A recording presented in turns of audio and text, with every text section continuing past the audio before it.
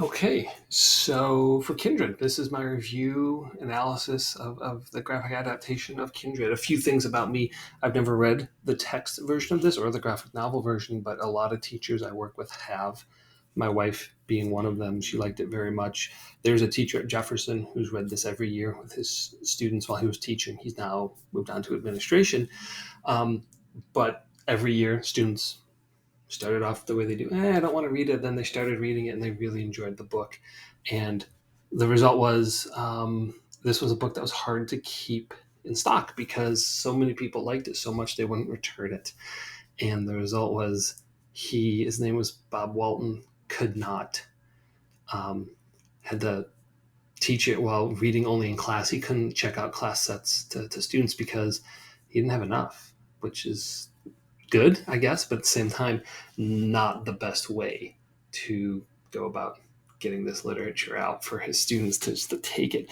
I think it's easy to see why this book is so appealing to a number of our students.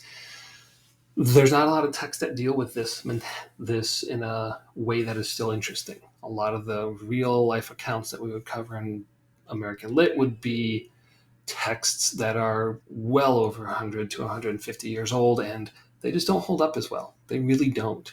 I mean, a book from the 1970s doesn't hold up well for a modern student or for me sometimes. And it's hard to keep that interest held with students.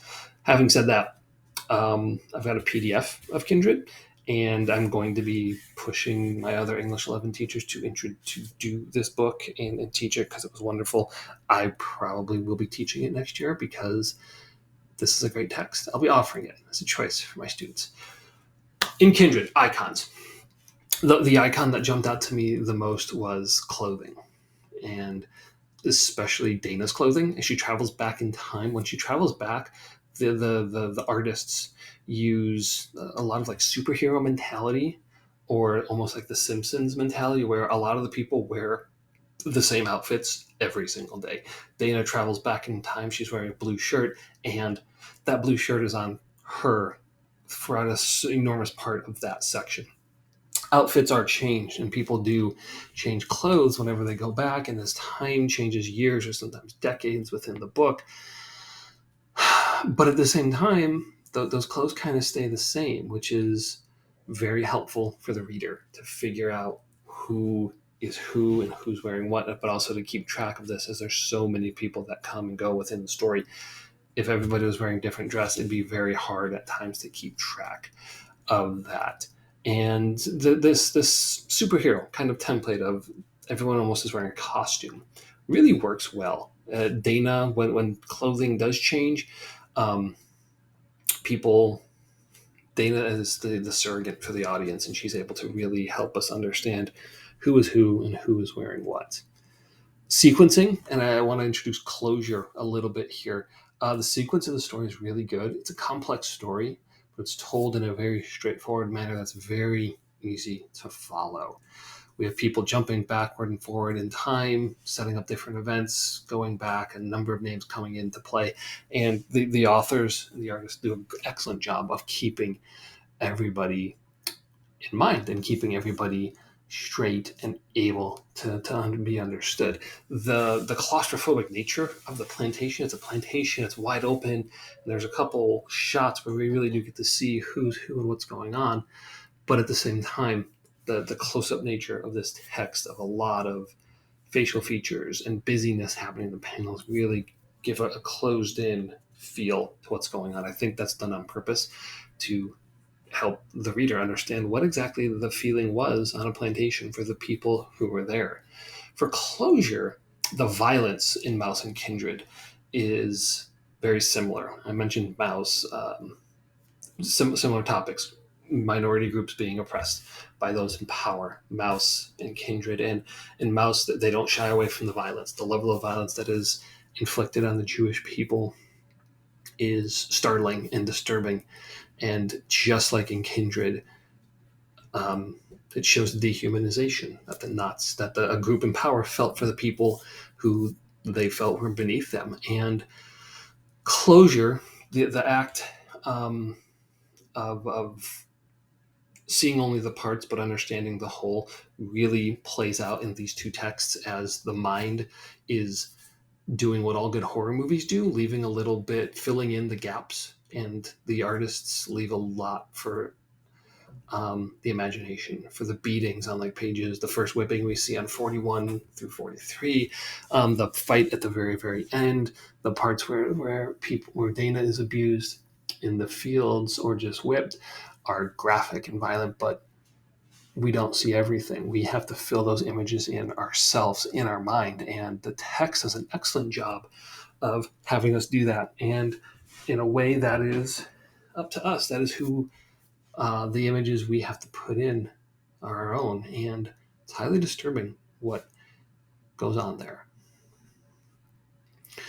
Color. There's a really fascinating thing that happens with color here. The home portions, when Dana and Kevin are home, have a very muted tone, like a sepia quality, and it's muted.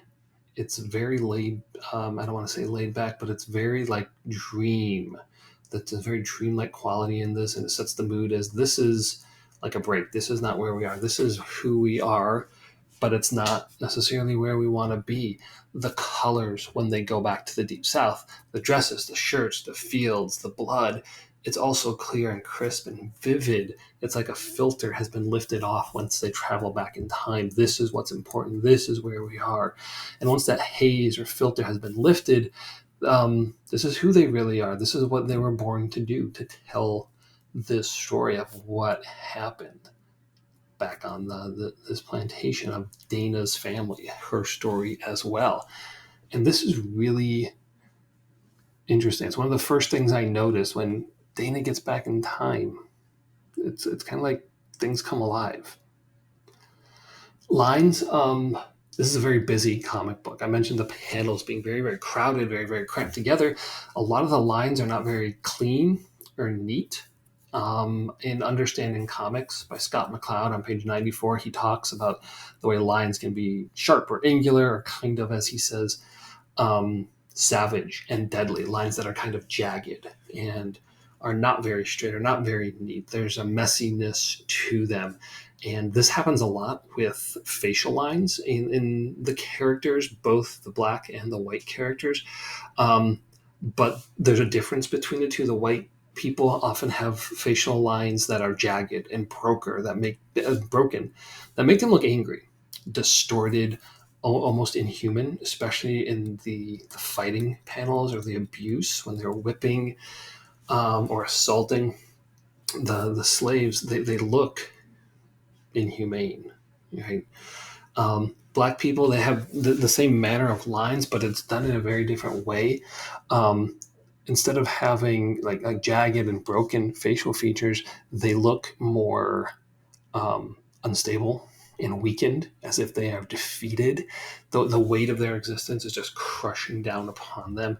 If this was like, if you just looked at a few panels and removed all the text, you could tell very easily who's who's a good guy, who's a bad guy, who is defeated by life, who is run down, who is in charge, who is authority.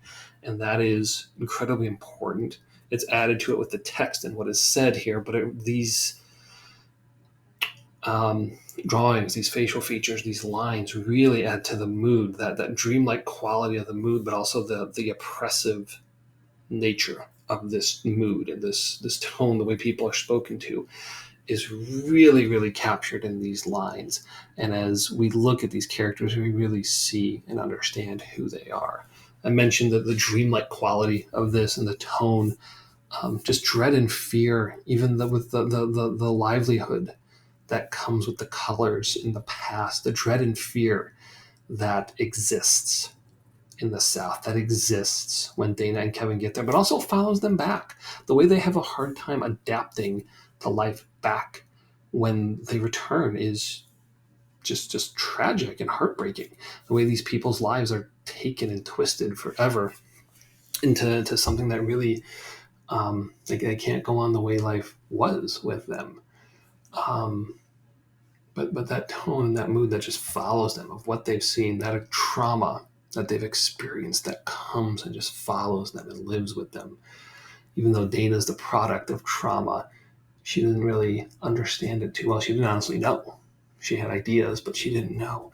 The power of the text, the written text, the rhetorical power. I've been defining rhetoric as the arguments that are being made, or the way ideas are presented. Mentioned trauma before, the damage, long-term damage of slavery and the imprint it has left on people. But the futility of forcing change. We'll talk more about this for the connotative for one of the themes, but Dana knows change is coming, and she knows that she has rights and she should not be spoken to or treated the way she is, but she also knows she cannot force that change on these people because it's not going to work. Okay. And then the use of words to control people, often by the slave masters, is just incredibly powerful. There's a scene where um, Dana comes back and Rufus's mother is dying, and she's talking to her husband, that woman's husband, and she says something, and he just responds, "Don't tell me what I know." And it just shuts down the entire conversation. Dana can't say or argue anything else, because if she does, she's just going to get beaten again. But just that the way words can be used by people to just silence somebody, the tone, the threatening nature of it. Connotatively, there's all kinds of themes going through here. One of the ones I saw was just the dangers of change. Every character wants change. The slaves obviously want change. Dana and Kevin and Rufus want change.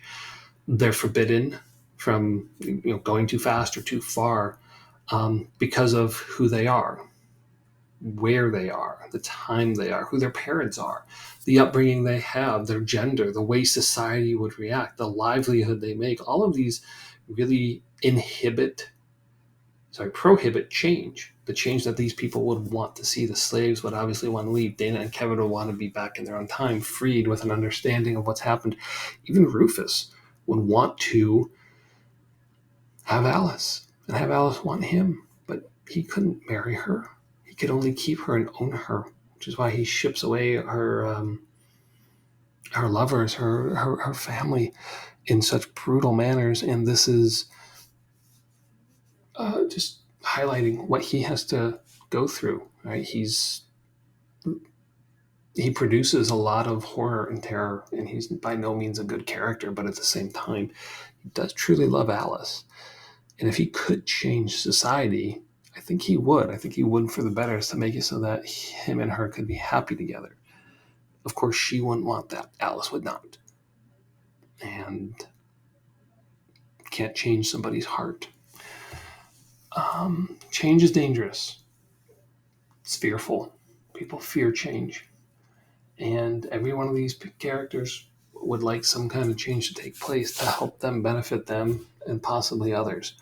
The visuals offer a reminder of this, of what happens with people who try to change too much, people who try to run too fast or too far, both literally and figuratively. They are brought back to earth. They are returned to reality and brutally reminded of the reality they are living in. Alice kills herself so Rufus can't be with her or take advantage of her anymore. Alice's husband is sold off. Slaves who run away are captured, brought back, and brutally tortured. Dana tries to do the right thing and is repeatedly abused for it. All these people, the visuals serve as a reminder of it, to just put this into place, which is important. Mouse, I mentioned Mouse earlier, but there's a lot of footage of the Holocaust, videos, people who survived it, who lived through it. We don't have a lot of that material for slaves. A lot of them couldn't put that down. We didn't have the means to record it, either audio, visually, in literature. Putting their thoughts down on paper was something they couldn't do, or were unable to do, or something we didn't even think of doing. And to have these visuals really helps drive home the points and the brutality of this life.